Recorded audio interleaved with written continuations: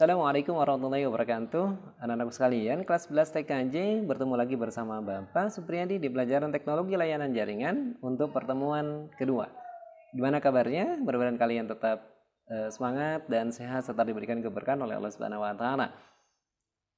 Ini adalah pertemuan kita yang kedua di pelajaran teknologi layanan jaringan. Pada pertemuan pertama kita sudah membahas tentang komunikasi.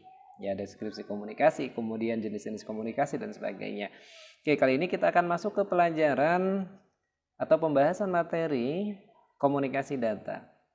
Ya, perkembangan komunikasi data atau perkembangan komunikasi ya dari tahun ke tahun itu begitu cepat, terutama setelah ditemukannya komputer, gitu ya. Semula komunikasi dilakukan itu secara manual ya, kalau jaraknya jauh menggunakan telegraf ya gitu misalkan ya, terus kemudian berubah ya komunikasi melalui jaringan telepon, kemudian meningkat menjadi jaringan seluler, dan saat ini komunikasi bisa dilakukan dengan media internet atau yang kita kenal sekarang menjadi komunikasi data.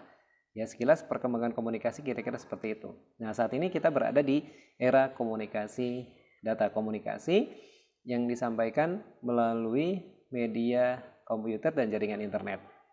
Baik, sebelum lebih jauh kita membahas tentang komunikasi, ya ada beberapa hal yang harus kita pahami. Yang pertama terkait dengan data. Apa sih data itu? Ya. Kemudian yang kedua terkait dengan informasi, dan yang ketiga terkait dengan pengetahuan. Oke, berbicara data, ya berarti berbicara fakta. Jadi data itu fakta atau kenyataan, bisa berupa angka, ya, kemudian bisa berupa karakter, bisa berupa teks, bisa berupa simbol, gambar, audio, video, grafik, gitu ya, atau hal-hal yang lainnya, baik itu yang bisa kita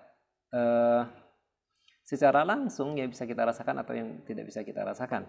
Ya, namun kumpulan-kumpulan data, ya, fakta atau kenyataan yang kita hadapi itu belumlah memiliki arti.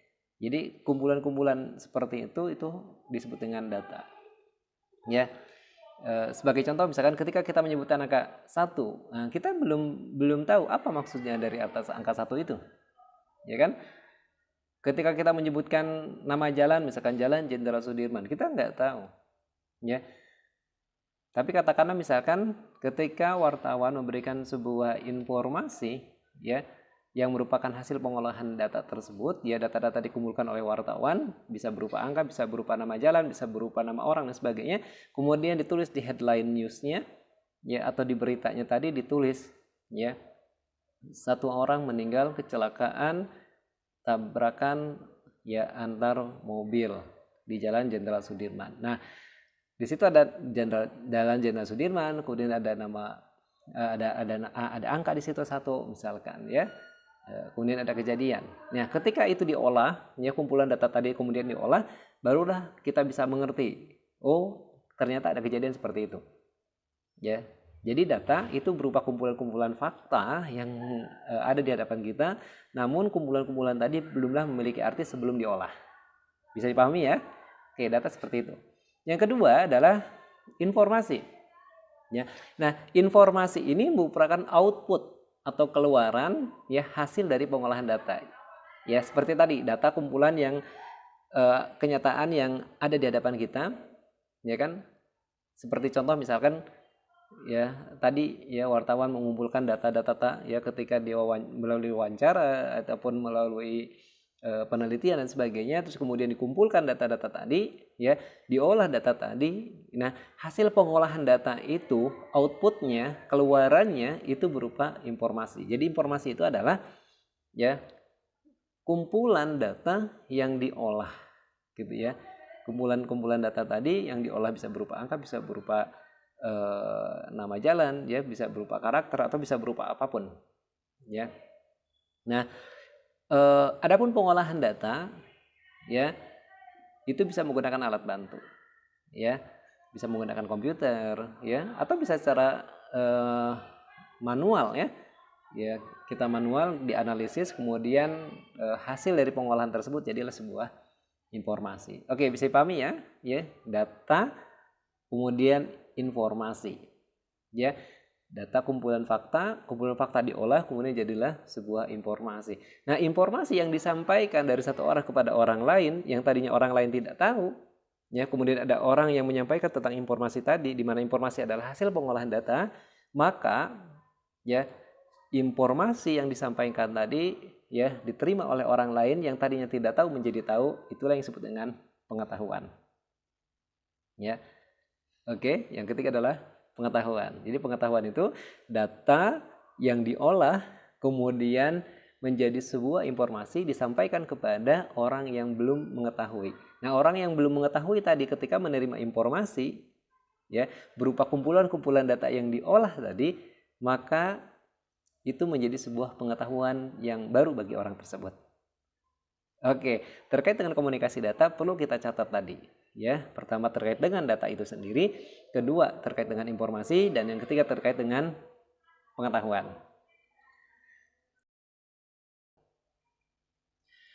Baik, kita lanjutkan ke pengertian komunikasi data.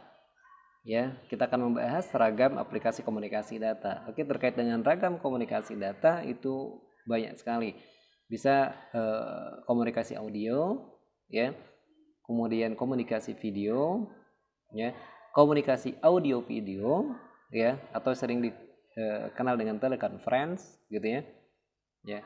Dan di antara ketiga ragam komunikasi itu masuk dalam kategori komunikasi data, ya, bisa dilakukan melalui komunikasi data atau komunikasi yang dilakukan ya melalui sebuah jaringan internet, ya, dengan medianya adalah komputer. Nah, apa sih komunikasi data itu? Komunikasi data itu bentuk komunikasi yang secara khusus ya berkaitan dengan transmisi atau pemindahan data antara satu komputer dengan komputer yang lainnya. Ya, jadi kalau komunikasi yang seperti biasa itu adalah satu orang dengan orang yang lainnya, sementara kalau komunikasi data ya itu komunikasi yang secara khusus berkaitan dengan transmisi ya atau pemindahan data dari komputer ke komputer. Ya, atau dari komputer ke piranti-piranti yang lainnya, ya, bisa berupa handphone, ya, bisa atau berupa gadget yang lainnya, begitu ya. Nah, yang semuanya itu, ya, itu dalam bentuk data digital yang dikirimkan melalui sebuah media komunikasi, ya. Nah, kemudian, ya, model komunikasi data. Ya, jadi komunikasi data itu kan antar komputer ya, satu komputer dengan komputer yang lain atau komputer dengan piranti-piranti yang lainnya, ya, dengan gadget atau dengan alat-alat yang lainnya, begitu ya, ya, atau dengan peralatan yang terhubung ke dalam jaringan, ya, yang transmisinya berupa data digital, gitu ya.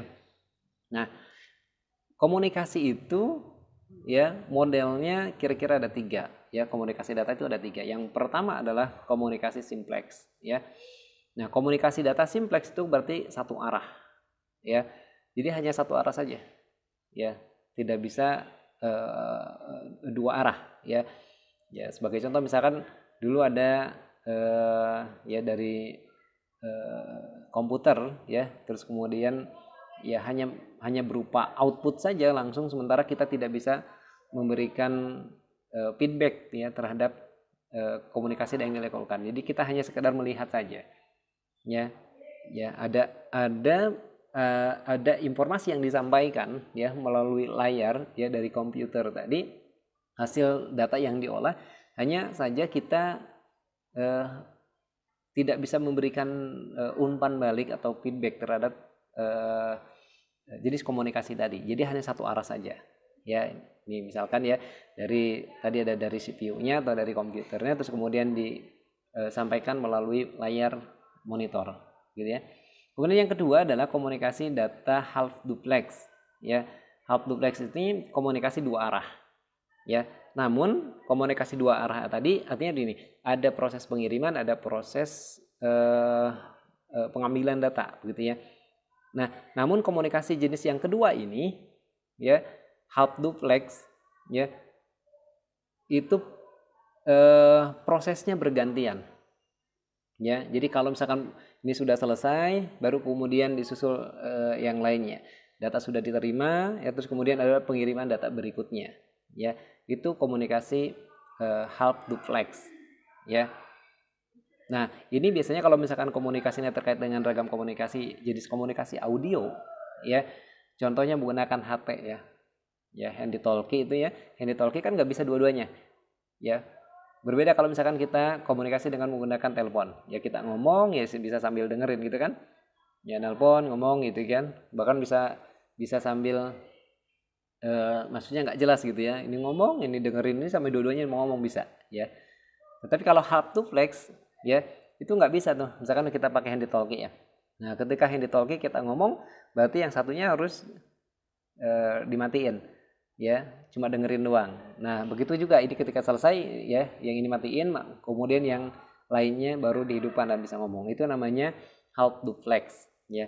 Nah, yang ketiga adalah komunikasi, ya, yang ketiganya full duplex. Ini komunikasi dua arah secara penuh bersamaan, ya. Jadi dia bisa mengirim dan menerima data dalam waktu bersamaan. Nah, ini yang komunikasi yang saat ini, ya, sering banyak dipakai gitu ya. Dalam waktu bersamaan bisa mengirim, ya, juga bisa menerima, bisa mendownload, ya, juga bisa mendownload ya dari server misalkan, juga bisa mengupload ke server, ya. Nah, itu diantara model komunikasi data. Jadi model komunikasi data itu ada 3. Yang pertama adalah simplex, ya, kemudian yang kedua adalah half duplex, yang ketiga adalah full duplex. Oke, berikutnya kalau sebelumnya kita sudah membahas komunikasi secara umum dan itu ada komponen-komponen, ya, silakan review lagi ke materi sebelumnya. Nah, begitu juga dengan komunikasi data. Nah, komunikasi data itu akan bisa berjalan ketika ada komponen-komponen, ya, yang lengkap, ya, pada komunikasi data tersebut. Yang pertama adalah pengirim atau sender, ya. Pengirim atau sender ini piranti, ya, atau peralatan yang mengirimkan data, ya, bisa berupa komputer atau peralatan yang lainnya, ya, seperti handphone, kemudian video kamera, ya, dan peralatan-peralatan yang sejenis lainnya, ya. Kemudian yang kedua adalah penerima atau receiver, ya.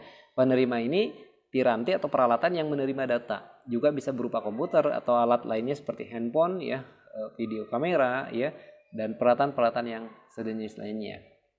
Jadi komunikasi data itu tidak akan terjalin kalau tidak ada pengirim atau sender, ya. Ada pengirim saja juga tidak cukup, ya. Harus ada receivernya atau penerimanya. Nah, ada pengirim, ada penerima, itu juga belum tentu terjadi komunikasi data. Keduanya, ya, terjalin komunikasi, ya, maka diperlukan ada komponen yang ketiga. Nah, komponen yang ketiga adalah pesan yang akan disampaikan atau data yang akan dikirimkan atau data yang akan diterima. Nah, data itu sendiri tadi, ya, itu informasi yang akan dipindahkan bisa berupa teks, ya, kemudian angka, gambar, suara, video, atau kombinasi secara keseluruhan, ya. Nah, pesan, ya, itu dari sender, dari pengirim, ya, itu kemudian dikirimkan kepada penerimanya atau receivernya, ya, itu akan bisa dilakukan ketika ada media pengirimannya, ya. Maka komponen yang keempat adalah media pengiriman. Nah, media pengiriman itu adalah media atau saluran yang digunakan untuk mengirimkan data, ya, bisa berupa kabel, ya, atau bisa juga kalau sekarang menggunakan wireless, ya. Wireless itu kabelnya sedikit, ya, sementara transmisi yang lainnya menggunakan gelombang elektromagnetik atau gelombang radio, gitu ya. Nah, satu komputer atau piranti-piranti yang lainnya sebagai pengirim, kemudian ada penerima berupa komputer-komputer juga mengirimkan pesan melalui satu media, ini akan bisa saling memahami satu sama yang lainnya, ya, ketika ada protokol, ya, yang dijadikan sebagai sebuah standar, ya, dalam komunikasi data tersebut. Ya, kita akan bisa berkomunikasi ketika bahasanya sama-sama saling mengerti. Indonesia ada orang Indonesia, ya, walaupun misalkan Indonesia dengan orang Arab paham bahasa Indonesia, orang Indonesia paham bahasa Arab. Demikian juga orang Indonesia dengan orang Inggris dan seterusnya, atau menggunakan bahasa isyarat. Nah, itu kan terjalin komunikasi. Kenapa? Karena ada satu kesamaan. Demikian juga, ya, satu komputer dengan komputer yang lainnya akan terjalin proses komunikasi pengiriman data dan kemudian data tadi diterima melalui sebuah media pengiriman, ya, akan terjalin ketika memiliki protokol yang sama. Ya. Nah, protokol itu apa sih? Protokol itu adalah aturan-aturan yang harus disepakati, ya, oleh dua atau lebih, ya, peralatan yang saling berkomunikasi, gitu ya. Nah, tanpa protokol dua alat atau lebih komunikasi peralatan tadi ya bisa saja ya saling terhubung ya, tetapi tidak bisa saling komunikasi. Ya kalau hanya terhubung ya terhubung, tapi tidak bisa berkomunikasi. Nah, ketika ada protokol, nah dalam komputer nanti kalian akan mengenal protokol jaringan ya. Nah, protokol jaringan itu yang disebut dengan IP address. Kalian nanti akan belajar layer jaringan pada pembahasan berikutnya. Ya, nah layer jaringan itu sebagai sebuah standar protokol komunikasi satu komputer dengan komputer yang lainnya atau satu komputer dengan peralatan yang lainnya supaya satu sama lain saling terhubung. Ya, sebagai contoh misalkan kita sebagai klien ketika kita mengakses google.com ya, kemudian server Google tadi bisa memahami permintaan kita sehingga menampilkan halaman-halaman Google, pun demikian dengan YouTube berupa video, berupa musik dan sebagainya. Kenapa demikian? Karena peralatan kita mempunyai standar protokol yang sama dengan servernya Google, dengan servernya YouTube.